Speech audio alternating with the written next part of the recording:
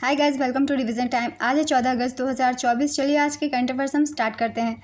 अगर आप सभी को ये वीडियो हेल्पफुल लगे तो वीडियो को लाइक कर दीजिएगा, चैनल भी ज़रूर सब्सक्राइब कर लीजिए। इस तरह की कम टाइम की डेली करंट अफेयर्स की वीडियो आपको हर दिन मिलते रहेंगे। तो चलिए शुरू करते हैं आज के करंट अफेयर्स के क्वेश्चन। मगर उससे पहले जान लेते हैं 13 अगस्त को पूछे गए क्वेश्चन का सही आंसर क्या है। किस राज्य के पूर्व सीएम बुद्धदेव भट्टाचार्य का निधन हो गया। Option A Delhi, option B Uttar Pradesh, option C Bihar, option D Paschim Bangal. इसका सही आंसर है ऑप्शन डी पश्चिम बंगाल। चलिए अब आज के करंट अफेयर्स हम स्टार्ट करते हैं। क्वेश्चन नंबर 1, चौथी कावा महिला वॉलीबॉल नेशंस लीग किस देश ने जीती है। इसका आंसर है भारत। भारतीय महिला राष्ट्रीय वॉलीबॉल टीम ने नेपाल को 3-2 से हराकर चौथी महिला वॉलीबॉल नेशंस लीग जीत ली है। कावा का पूरा नाम है मध्य एशियाई वॉलीबॉल एसोसिएशन।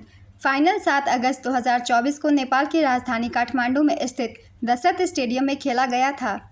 यह भारतीय महिलाओं के लिए दूसरा कावा खिताब था। भारत के शालिनी को प्रतियोगिता की सबसे मूल्यवान खिलाड़ी घोषित किया गया। स्वर्ण पदक विजेता भारत, रजत पदक विजेता नेपाल, कांस्य पदक विजेता ईरान। इस टूर्नामेंट में भारत, नेपाल, मालदीव, श्रीलंका और ईरान की 5 महिला टीमों ने भाग लिया। नेक्स्ट क्वेश्चन, हाल ही में अंतर्राष्ट्रीय आदिवासी दिवस कब मनाया गया। इसका आंसर है 9 अगस्त।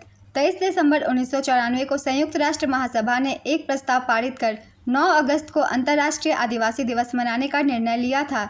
इसकी शुरुआत 9 अगस्त 1995 से हुई थी। इस दिन को अंतर्राष्ट्रीय आदिवासी आबादी पर राष्ट्र कार्य समूहों की बैठक की याद में चुना गया था, जो 1982 में जिनेवा, स्विट्जरलैंड में आयोजित की गई थी। विषय स्वैच्छिक अलगाव और प्रारंभिक संपर्क में आदिवासी लोगों के अधिकार की रक्षा। नेक्स्ट क्वेश्चन, विनेश फोगाट ने किस खेल से संन्यास लेने की घोषणा की है। इसका आंसर है रेसलिंग। भारतीय रेसलर विनेश फोगाट ने 8 अगस्त 2024 को पेरिस ओलंपिक में डिस्क्वालीफाई होने के बाद कुश्ती से संन्यास का ऐलान कर दिया है। विनेश 50 केजी रेसलिंग ओलंपिक में फाइनल में पहुंचने वाली पहली भारतीय रेसलर बनी थी।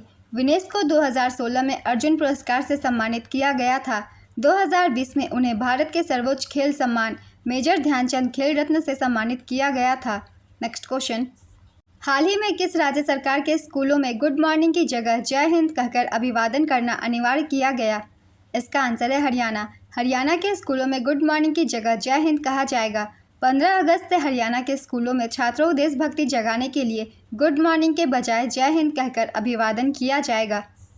हरियाणा स्कूल शिक्षा निदेशालय द्वारा अनिवार्य यह पहल राष्ट्रीय गौरव पर जोर देती है, विशेषकर स्वतंत्रता दिवस के ध्वजारोहण के दौरान।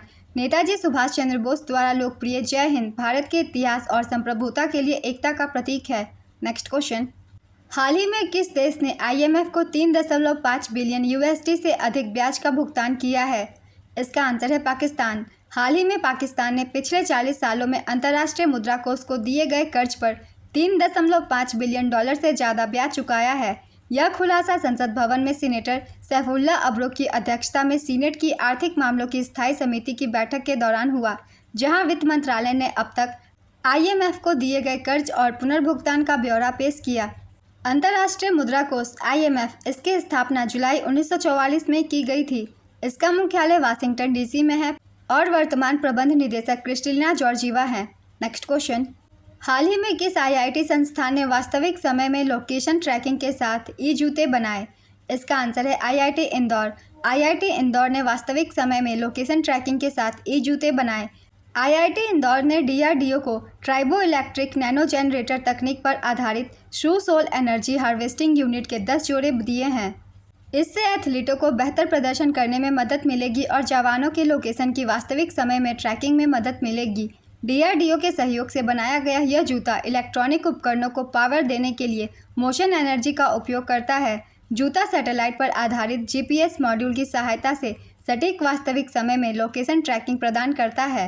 नेक्स्ट क्वेश्चन, निम्न में से किस पद्म पुरस्कार से सम्मानित गांधीवादी शोभना रानाडे का हाल ही में निधन हो गया। इसका आंसर है पद्म भूषण।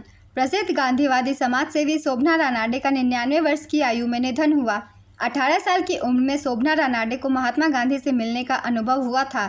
उन्हें साल 2011 में पद्म भूषण से सम्मानित किया गया था। नेक्स्ट क्वेश्चन, हाल ही में किस देश ने यूक्रेन को पहला F-16 फाइटर जेट और नया एयर डिफेंस सिस्टम सौंपा है। इसका आंसर है अमेरिका।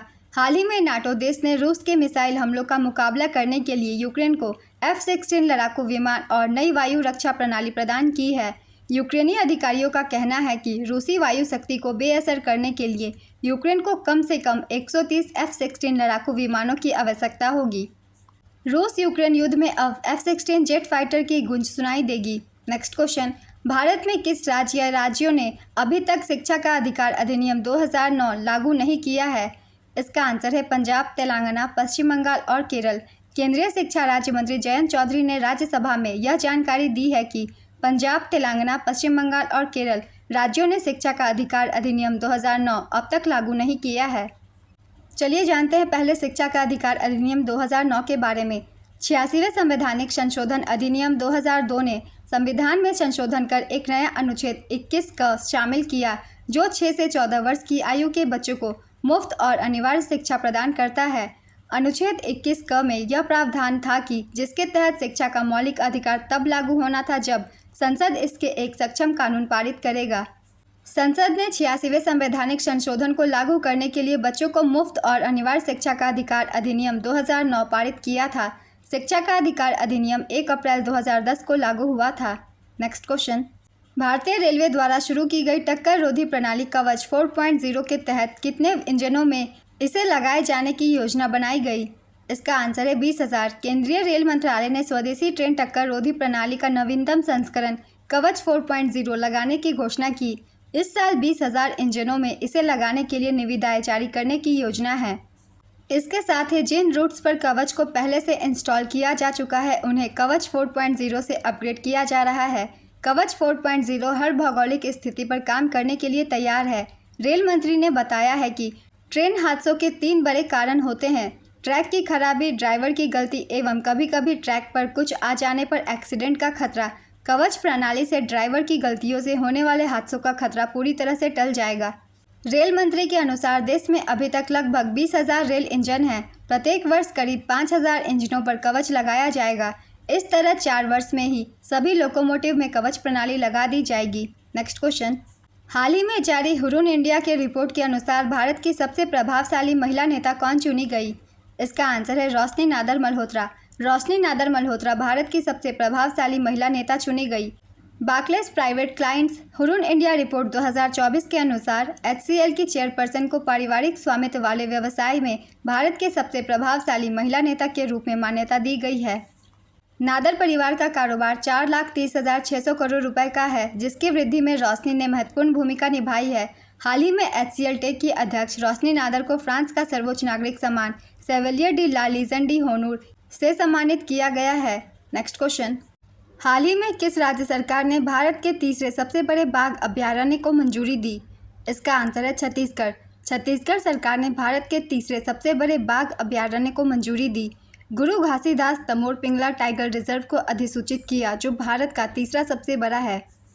इसका क्षेत्रफल 2,829.38 वर्ग किलोमीटर है। नया टाइगर रिजर्व गुरु घासीदास राष्ट्रीय उद्यान और तिमोर पिंगला अभयारण्य के क्षेत्रों को एकीकृत करके बनाया गया है। भारत का सबसे बड़ा tiger reserve Nagarjun Srisailam tiger reserve Andhra Pradesh में है। दूसरा सबसे बड़ा tiger reserve Manas tiger reserve Assam में है। भारत में कुल टाइगर रिजर्व 54 है। 54वां वीरांगना दुर्गावती टाइगर रिजर्व मध्य प्रदेश में है।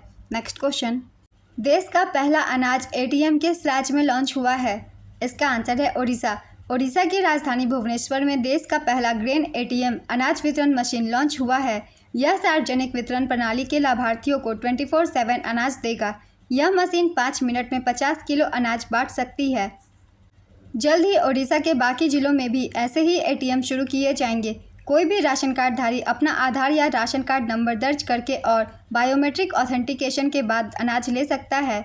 नेक्स्ट क्वेश्चन, अभ्यास उदार शक्ति 2024 का आयोजन भारत और किस देश के बीच हुआ है? इसका आंसर है मलेशिया।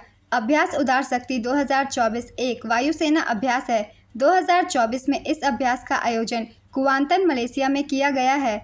इस अभ्यास में भारत के Su-30 MKI विमान ने हिस्सा लिया है। 5 से 9 अगस्त 2024 तक इस अभ्यास का आयोजन किया गया।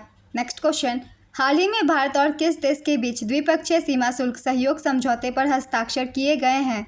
इसका आंसर है न्यूजीलैंड।